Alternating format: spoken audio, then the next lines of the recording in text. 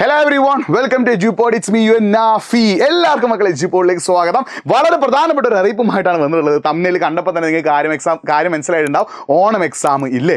Yes, നിങ്ങൾ തമ്മിൽ കണ്ടപ്പോൾ ചില ആളുകൾക്ക് സന്തോഷം വന്നിട്ടുണ്ടാവും. സന്തോഷിക്കാൻ വരട്ടെ. ഓണം എക്സാം ഇല്ല എന്നല്ല അതിനർത്ഥം, ഓണം എക്സാം ഉണ്ടാവാൻ സാധ്യതയില്ല എന്നാണ് അതിനർത്ഥം കേട്ടോ. അപ്പോൾ എന്താണ് സംഭവിക്കുന്നത് ഒരു കംപ്ലീറ്റ് ഡീറ്റെയിൽസ് നോക്കാം. അതായത് വിദ്യാഭ്യാസ വകുപ്പ് ഒരു കമ്മീഷൻ നിയമിച്ചിരുന്നു. അതായത് വിദ്യാഭ്യാസ മേഖലയിലെ പ്രശ്നങ്ങളും കാര്യങ്ങളൊക്കെ മനസ്സിലാക്കാൻ വേണ്ടിയിട്ട്. അപ്പോൾ അവരൊരു റിപ്പോർട്ട് സബ്മിറ്റ് ചെയ്ത കൂട്ടത്തിൽ അവർ പറഞ്ഞ കാര്യം, ഇനി മുതൽ ഒരു ക്ലാസ്സിൽ 3 എക്സാം നടത്തേണ്ട ആവശ്യമില്ല. പൊതുവെ നടക്കുന്ന എക്സാമുകൾ ഇതൊക്കെ Onam exam, Christmas exam, annual exam ആണ്. ഇനി അത് നടത്തേണ്ട ആവശ്യമില്ല. പകരം 2 എക്സാമുകൾ മതി. ഈ 2 എക്സാം ആക്കുള്ള പ്രധാനപ്പെട്ട കാരണം, ഈ ഓണം എക്സാമും ക്രിസ്മസ് എക്സാം ഒക്കെ നടത്തുമ്പോൾ അതിനിടയിൽ 10ഓളം ദിവസങ്ങൾ വെറുതെ നഷ്ടമായി പോകുന്നുണ്ട്. അപ്പോൾ ആ ഒരു പ്രശ്നം പരിഹരിക്കാനായിട്ട് ഇനി മുതൽ 2 എക്സാം, അതായത് നിങ്ങൾക്ക് ഇനി ഓണം വെക്കേഷൻ അല്ലെങ്കിൽ ഓണത്തിൻ്റെ സമയത്ത് ഒരു പരീക്ഷ ഉണ്ടാവില്ല.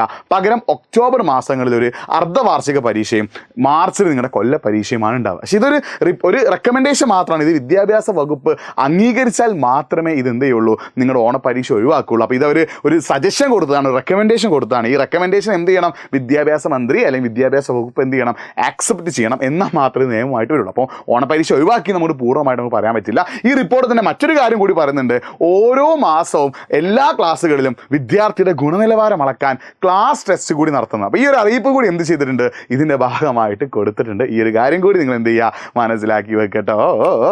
അപ്പോൾ എന്താണ്, ഓണപ്പരീക്ഷ ഒഴിവാക്കാൻ ചിലപ്പോൾ സാധ്യതയുണ്ട്. പകരം ഒരു കൊല്ലത്തിൽ 2 പരീക്ഷ ആവാൻ സാധ്യതയുണ്ട്. അതിൻ്റെ കൂടെ തന്നെ എല്ലാ മാസവും നിങ്ങൾ എത്രത്തോളം പഠിച്ചു എന്ന് മനസ്സിലാക്കാനുള്ള ഒരു ക്ലാസ് ടെസ്റ്റും അതത് ടീച്ചേഴ്സ് നടത്തുന്നുള്ളൊരു കാര്യം കൂടി എന്ത് ചെയ്തിട്ടുണ്ട്, ഒരു റെക്കമെൻഡേഷൻ ആയിട്ട് വെച്ചിട്ടുണ്ട്. അപ്പോൾ ഈ റെക്കമെൻഡേഷൻസ് ഒക്കെ ആക്സെപ്റ്റ് ചെയ്താൽ മാത്രമേ എന്ത് ചെയ്യുള്ളൂ, ഓണപ്പരീക്ഷ ഒഴിവാവുള്ളൂ, കൊല്ലത്ത് 2 പരീക്ഷ വരുള്ളൂ, അതേപോലെ മാസം നിങ്ങൾക്ക് ക്ലാസ് ടെസ്റ്റും വരുള്ളൂ. അപ്പോൾ നമുക്ക് നോക്കാം എന്താണ് സംഭവിക്കാന്ന്. എന്തായാലും ഈ റിപ്പോർട്ട് സബ്മിറ്റ് ചെയ്തിട്ടുണ്ട്. നിങ്ങൾക്ക് എന്ത് തോന്നുന്നു എന്നുള്ളൊരു കാര്യം കൂടി എന്ത് ചെയ്യുക, കമൻറ്റ് ചെയ്യുക. ഓണപ്പരീക്ഷ ഒഴിവാക്കി നല്ലതാണോ ചീത്തതാണോ എന്നുള്ളൊരു കാര്യം കൂടി കമൻറ്റ് ചെയ്യുക. അപ്പോൾ നമുക്ക് നോക്കാം ഓണപ്പരീക്ഷ ഒഴിവാക്കുമോ ഇല്ലയോ എന്ന്.